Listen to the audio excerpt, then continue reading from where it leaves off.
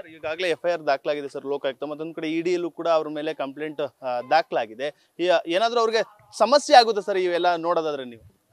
ಖಂಡಿತ ಸಮಸ್ಯೆ ಆಗಲ್ಲ ಸಾಹೇಬ್ರೆ. ಮುಖ್ಯಮಂತ್ರಿಗಳು 1980ರಿಂದ ಹೊಡೆದು ಇದುವರೆಗೂ 24ವರೆಗೆ 44 ವರ್ಷ ರಾಜಕಾರಣ ಮಾಡ್ಕೊಬಂದು ಅವರು ಎಲ್ಲ ಕೋಮ್ನವ್ರಿಗೂ ಎಲ್ಲ ಜಾತಿಯವ್ರಿಗೂ ಅಧಿಕಾರ ಸಮಾನವಾಗಿ ಹಂಚ್ಕೊಂಡು ಬಂದು ಕಳಂಕ ಇಲ್ಲದೆ ಮಾಡೋದ್ರಿಂದ ಈಗ ಇವರು ರಾಜ್ಯದ ಅಧ್ಯಕ್ಷರು ವಿಜೇಂದ್ರ ಅವರು ಪೋಕ್ಸೋ ಕಾಯ್ದೆಯಡಿ ಅಪ್ಪ ಅವರ ಕೋರ್ಟಲ್ಲಿ ನಡೀತಾ ಇದೆ ಕೇಸು. ಆ ಕೇಸಲ್ಲಿ ಅವ್ರ ತಂದೆಯವ್ರನ್ನ ರಾಜೀನಾಮೆ ಕೇಳಿದ್ದಾರೆ. ಅವರು ಈ ನೈತಿಕತೆ ಇದೆಯಾ ಅವ್ರಿಗೆ? ರಾಜಕೀಯ BJP ಅವ್ರಿಗೆ ನೈತಿಕತೆ ಇದೆಯಾ? ಇಡೀ BJP ತಂಡ ಇವತ್ತು ಕಳಂಕ ಹೊತ್ಕೊಂಡು ಎಲ್ಲ ಸೆಂಟ್ರಲಿಂದ ಹಿಡಿದು ಸ್ಟೇಟ್ನಿಂದವರೆಗೂ ಕಳಂಕಿತರಾಗಿ ಎಲ್ಲ ಕೋರ್ಟು ಕಚೇರಿಗಳಲ್ಲಿ ಎಲ್ಲ ಪೋಕ್ಸೋ ಕೋರ್ಟಲ್ಲಿ ಕೇಸ್ಗಳಿರೋದ್ರಿಂದ ಈ 40 ವರ್ಷ ಕಳಂಕ ಇಲ್ಲದೆ ಎಲ್ಲ ಜನಾಂಗಕ್ಕೂ ಒಳ್ಳೆ ನ್ಯಾಯ ಕೊಟ್ಟು ಸಾಮಾಜಿಕ ನ್ಯಾಯಕ್ಕೆ ದೇವರಾಜ ಅರಸನವರ ಅವರ ದಾರಿಯಲ್ಲಿ ದಾಟಿ ಪುನಃ ಅವ್ರ ಸ್ಥಾನಕ್ಕೆ ಸಿದ್ದರಾಮಯ್ಯನವ್ರು ಬರ್ತಾರೆ ಅನ್ನೋ ಒಂದು ಕೆಟ್ಟ ಉದ್ದೇಶಕ್ಕೋಸ್ಕರ ಈ BJP ಅವರು ಕಳಂಕ ತರಬೇಕು. ಏನಾದ್ರು ಇವರು 1913ರಿಂದ 18ವರೆಗೆ 5 ವರ್ಷ ನಿರಂತರವಾಗಿ ಒಂದು ಸಣ್ಣ ಚುಕ್ಕಿನೂ ಇಲ್ಲದೆ ಅಂತ 5 ವರ್ಷ ರಾಜಕಾರಣ ಮಾಡಿಕೊಟ್ಟು ಜನಗಳಿಗೆ ಒಳ್ಳೆ ಕೆಲಸ ಮಾಡಿ ಯಶಸ್ವಿ ಆದರು.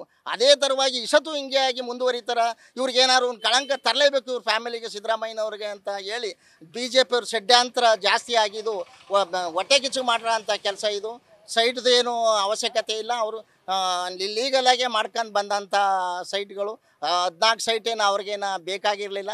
ಈಗ ವಾಪಸ್ ಕೊಟ್ಟಿದ್ದಾರೆ. ಸ್ವಾಗತ ಕೋರ್ತಾ ನಮ್ಮ ರಾಜ್ಯದ ಜನಾಂಗದ ಇದು ಈಚೆಗೆ ಬರಬೇಕು ಅಂತ ಎಲ್ಲ ನಮ್ಮ ಕರ್ನಾಟಕದ ಜನತೆ ಆಶೀರ್ವಾದ ಮಾಡ್ತಾ ಅವ್ರಿಗೆ ಕಳಂಕ ಬರದೇ ಇರಲಿ ಅಂತ ಹೇಳಿ ನಾವು ಅವ್ರನ್ನ ಆಶಿಸ್ತೀವಿ ಎಲ್ಲ ನಮ್ಮ ಗ್ರಾಮದವರು, ನಮ್ಮ ಕರ್ನಾಟಕದ ಜನತೆ ಅವ್ರಿಗೋಸ್ಕರ ನಿಂತಿದ್ದೇವೆ. ಅವ್ರಿಗೋಸ್ಕರ ಹೋರಾಟ ಮಾಡ್ತೇವೆ ಕೊನೆ ತನಕ ಅವರ ಉಸಿರಿರೋ ಗಂಟ ಅವ್ರ ಪರವಾಗಿ ನಾವು ಹೋರಾಟ ಮಾಡ್ತೀವಿ ಅಂತ ಹೇಳ್ತಾ ನಾನು ಈ ಮಾತನ್ನ ಎಲ್ಲ ಹೇಳ್ತಾ ಇದ್ದಾರೆ ಸರ್ ಷಡ್ಯಂತ್ರ ಅಂತ.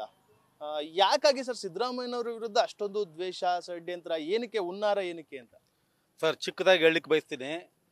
JDS ಪ್ಲಸ್ BJP ಪಕ್ಷದವ್ರಿಗೆ ಹೇಳ್ತಿದ್ದೀನಿ, ಏನೇ ಮಾಡಿ ಎಷ್ಟೇ ಕುತಂತ್ರ ಮಾಡಿದ್ರು ನಮ್ಮ ಸಾಹೇಬರು ಜಗ್ಗಲ್ಲ ಬಗ್ಗಲ್ಲ. ಸಿದ್ದರಾಮಯ್ಯ ಸಾಹೇಬ್ರೆ, ನಿಮ್ಮ ಜೊತೆ ನಾವಿದ್ದೇವೆ, ನಿಮ್ಮ ಜೊತೆ ಅಹಿಂದ ವರ್ಗ ಇದೆ, ನಿಮ್ಮ ಜೊತೆ ಶೋಷಿತ ವರ್ಗ ಇದ್ದಾರೆ ಸಾಹೇಬ್ರೆ. ನಿಮ್ಮ ಮುನ್ನುಗ್ಗಿ ನಾವು ಹಿಂದೆ ಬರ್ತೀವಿ. ಕೆಲವೊಂದಷ್ಟು ಜನ ರಾಜೀನಾಮೆ ಕೇಳ್ತಾ ಇದಾರೆ ಸರ್, ಅವ್ರಿಗೆ ಏನ್ ಹೇಳ್ತೀರಾ ಅಂತ ವಿರೋಧ ಪಕ್ಷದ? ಸರ್ ಅವ್ರ ಮೂರ್ಖತನ.